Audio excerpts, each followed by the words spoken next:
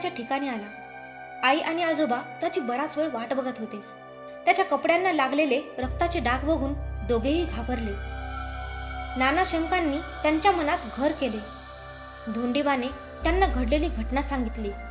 त्याच्या हातात असलेली काठी बघून आईला काहीतरी आठवले। ही काठी तुला कुठं मिळाली? तुझ्या बाची काठी आहे ही। आता धोंडीबाला सगळ्या गोष्टींचा उलगडा झाला। त्याचे वडील शिकारी होते। शिकारी लोकांकडे चमत्कारी हत्यार असतातच। रामकडे कोयता होता, तसं वडिलांकडे ही काठी। त्याने आईला ही काठी त्या गावात स्वतःहून त्याच्या हातात आल्याचे सांगितले। तिने नर लांडग्यांशी झालेली टक्कर, मोत्याचं बदललेलं रूप सगळं सविस्तर सांगितलं। ते गाव आपलं आहे आणि तिथे वडिलांची हत्या झाली हे आईनं त्याला सांगितलं। म्या शिकारी बनावं हीच बाची इच्छा असावी म्हणून हे समज झालं। पण तुझ्या जीवाचं काय बरं वाईट झालं तर म्या कुणाच्या तोंडाकडे बघायचं? तू काळजी करू नकस, मला काय बी होणार नाही, तिला समजावत धोंडीबा म्हणाला। जखमा भरून येण्यास खूप दिवस लागले। या दिवसात त्याने कोणतेही साहस केले नाही। नर लांडग्यांची जमेल तेवढी माहिती काढली। जखमा भरून आल्यावर तो उद्योगाला लागला। नर लांडग्यांची गावं हेरून रात्री उद्ध्वस्त करू लागला। जे चांगले आहेत त्यांना तो चुकूनही त्रास देत नव्हता, जे वाईट आहेत त्यांना मात्र सोडत नव्हता। त्याच्यामुळे लोकांच्या मनात असलेली दहशत कमी झाली। या प्राण्यांचा त्रास कमी झाला। या नवीन शिकाऱ्याची त्यांनी चांगलीच धास्ती खाल्ली होती। धोंडीबा आपले नाव गुप्त राहील याची काळजी घेत होता।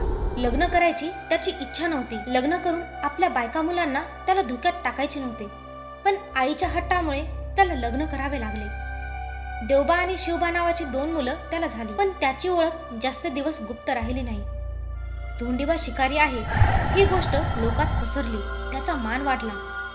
दूर गावातून लोक त्याच्याकडे मदतीसाठी येऊ लागले। नर लांडग्यापर्यंत ही गोष्ट पोहोचायला वेळ लागला नाही। त्याच्यावर हल्ला करण्याची कोणाची हिंमत झाली नाही। शिकारी लोकांत धोंडीबाचे नाव सर्वात वर आले होते।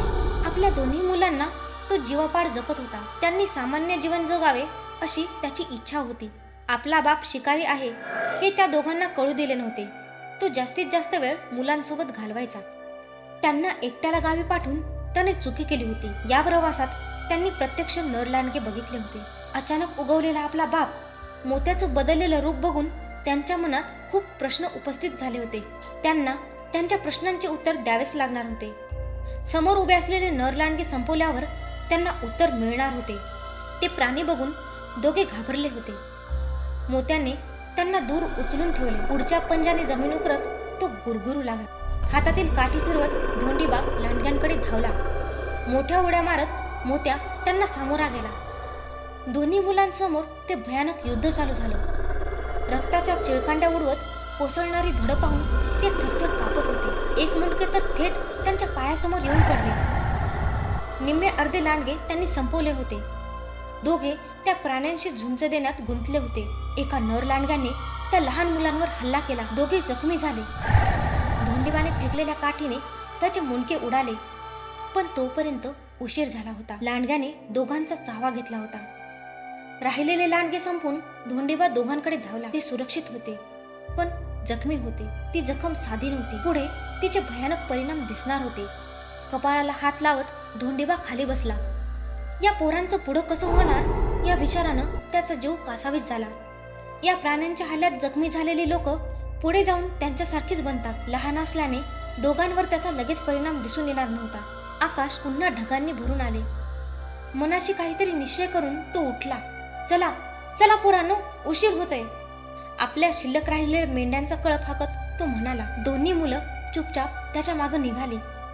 घाबरल्यामुळं दोघं काहीच बोलत नव्हते। पावसाची भुरभुर झेलत ते सकाळपर्यंत चालत राहिले। मजल दर मजल करत वाटेत थोडी विश्रांती घेत ते आपल्या गावात पोहोचले।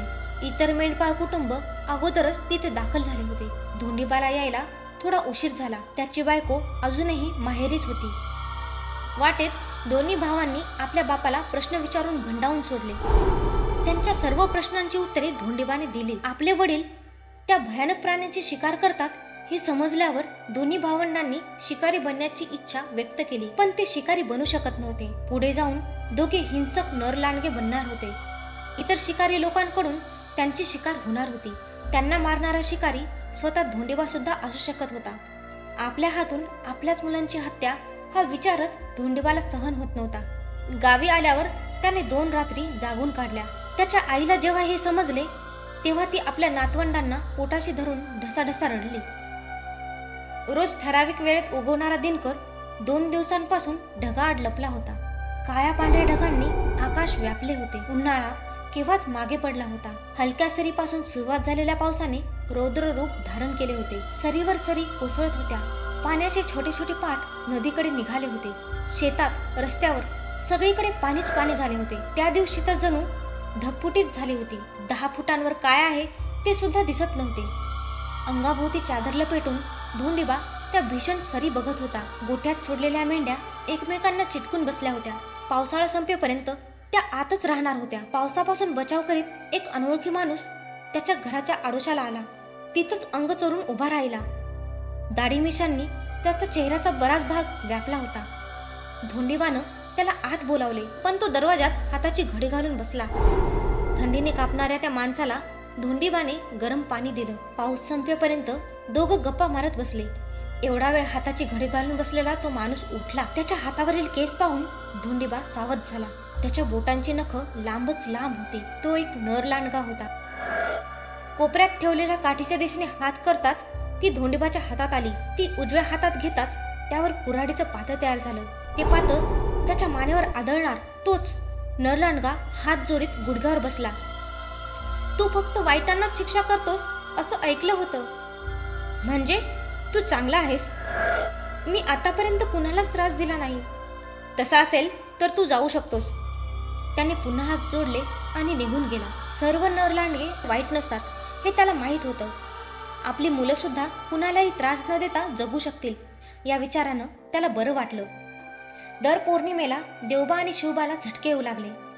अंगावर मोठे केस उगवायचे. तोंडात सुळ्यासारखे दात तयार व्हायचे. हातापायांची नखं तीक्ष्ण व्हायची. पण एवढे दोघं लहान असल्यानं त्यांचं रूपांतर पूर्णपणे लांडग्यात होत नव्हतं. दोघं आदळआपट करायचे.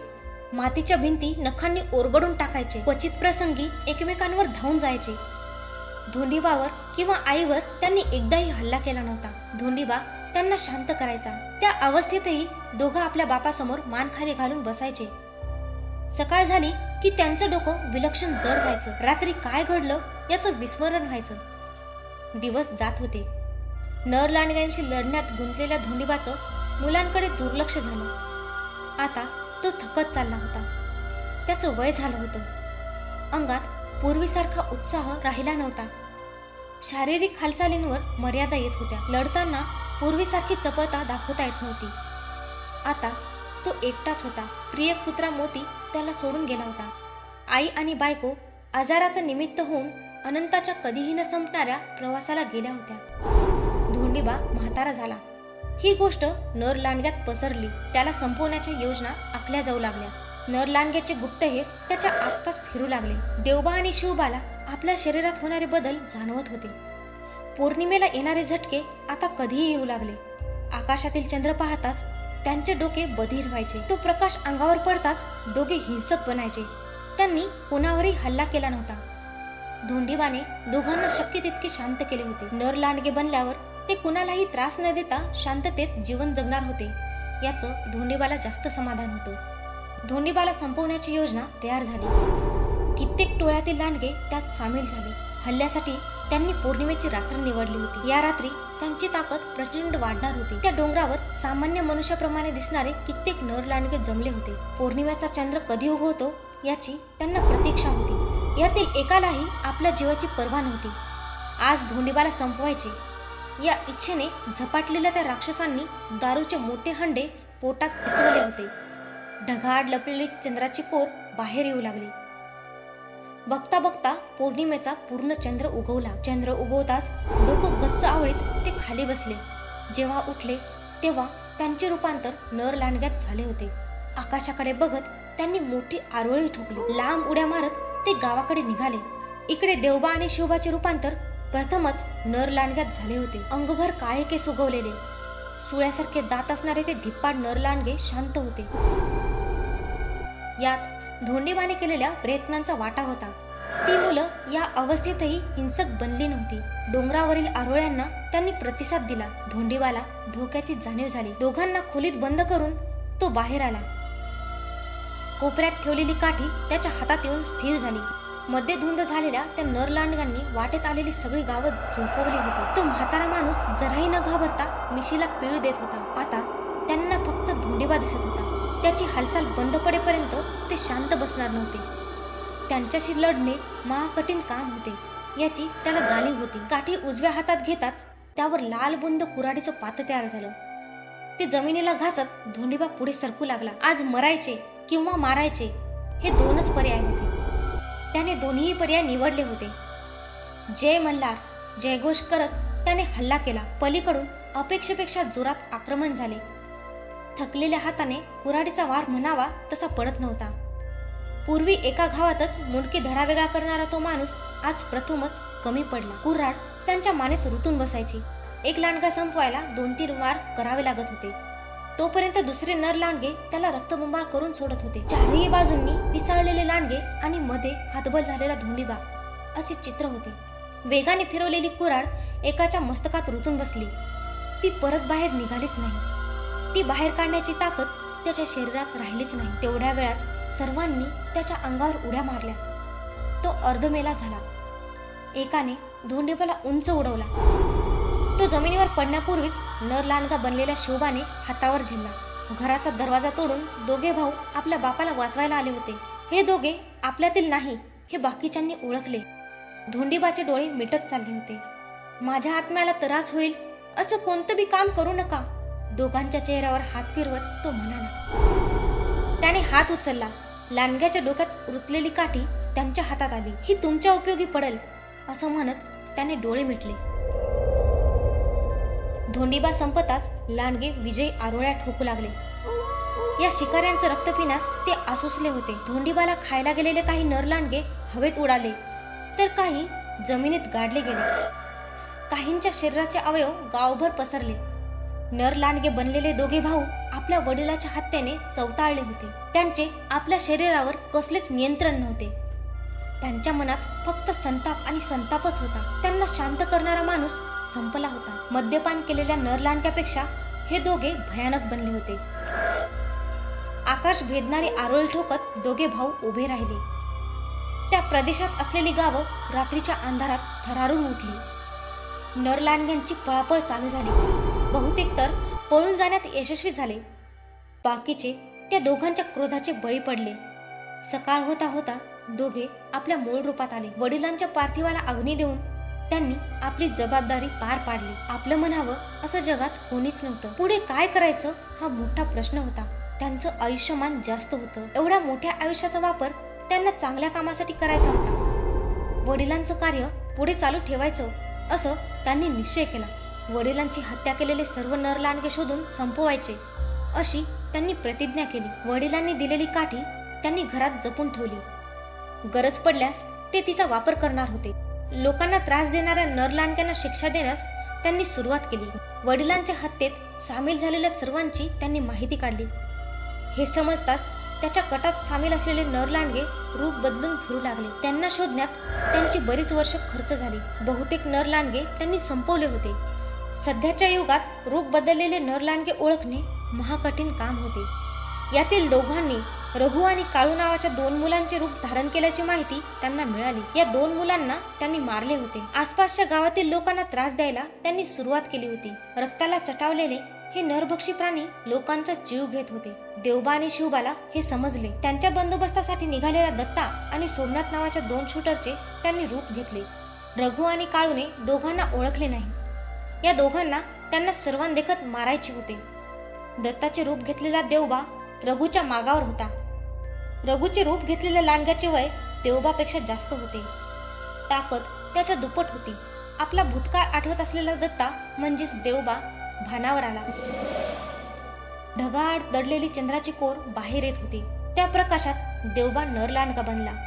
झुडपाड दडलेला रघु बाहेर आला. आतापर्यंत साध्या लांडग्याचं रूप घेतलेल्या रघुने नर लांडग्याचं रूप घेतलं.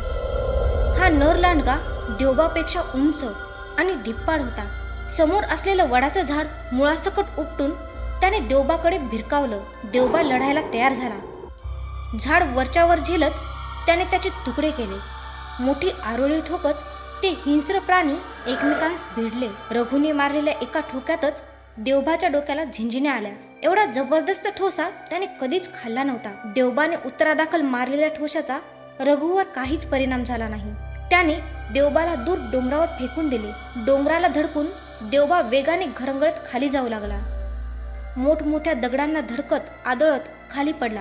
तो पडलेल्या जागी एक मोठा खड्डा तयार झाला. डोंगरावर चढलेल्या रघुने त्याच्या पोटावर उडी मारली. देवबाच्या शरीरातील मांस फाटत गेलं. रघु त्याला फरफटत एका खोल दरीजवळ घेऊन गेला. याच्याशी लढणे सोपे नाही हे ओळखून देवबाने वेगळी शक्कल लढवली. त्याने हात वर करताच घरात ठेवलेली काठी क्षणात त्याच्या हातात आली. ती उजव्या हाती घेताच त्यावर कुऱ्हाडीचं पातळ चमकलं. ते जोरात रघुच्या मानेवर आदळलं. एक मोठी किंकाळी फोडून त्या नरलांडग्याचं मुंडकं दरीत पडलं. त्याच्या रक्ताने देवबाचं अंग भिजून गेलं. रघुची किंकाळी ऐकून काळू उठला. बाहेर चंद्राच्या प्रकाशात येताच तो नरलांडगा बनला. त्याच्या मागे आलेल्या सोमनाथची म्हणजे शिवबाची चाहूल त्याला लागली. शिवबा नरलांडगा बनला होता. कोण तू? सावध होत काळू म्हणाला. तुम्ही मारलेला धोंडीबा माझा बा होता. त्याच्या अंगावर झेप घेत शिवबा म्हणाला. एकमेकांशी झटापट करत ते दोघे खाली कोसळले. हातात मोठा दगड घेत शिवबा त्याच्या पोटावर बसला. तो दगड फुटेपर्यंत काळूच्या मस्तकावर मारत राहिला. काळूचे डोळे पांढरे पडले. हलणारी शेपटी शांत झाली. रघु आणि काळूचं रूप घेतलेले नरलांडगे त्यांनी संपवले. आता कोणाला काही कळायच्या आत इथून निघायचे होते. आपल्या मूळ रूपात येत दोघे तिथून निघून गेले. दुसऱ्या दिवशी लांडगा ठार झाल्याची बातमी गावभर पसरली. आता कसलाच धोका नव्हता. ढोल ताशे वाजवत त्यांचा जल्लोष चालू होता.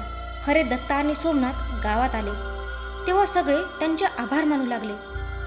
महादू तर त्यांच्यावर विशेष खुश होता. रात्री त्याने दोघांसाठी जंगी पार्टी ठेवली. लांडगा ठार झाल्याचं श्रेय दोघांना फुकटात मिळालं होतं. गावातील जल्लोष विजय खिडकीतून पाहत होता. लांडग्याच्या हल्ल्यात जखमी झाल्यामुळे त्याच्या अंगभर बँडेज बांधले होते. आईने दिलेला चहा पीत तो खाली बसला. घरात कोणीच नाही याची खात्री करून त्याने चहा बशीत ओतला. लपलप असा आवाज करत तो आपली मोठी जीभ बाहेर काढून बशीतील चहा पिऊ लागला. जल्लोष करणारे लोक पाहताच त्याचे डोळे चमकले. तो हसला आणि त्याचे सुळ्यासारखे दात बाहेर आले. लांडग्याच्या हल्ल्यात जखमी झालेला विजय पुढे नरलांडगा बनू शकतो हे देवबा आणि शिवबाच्या लक्षातच आले नाही.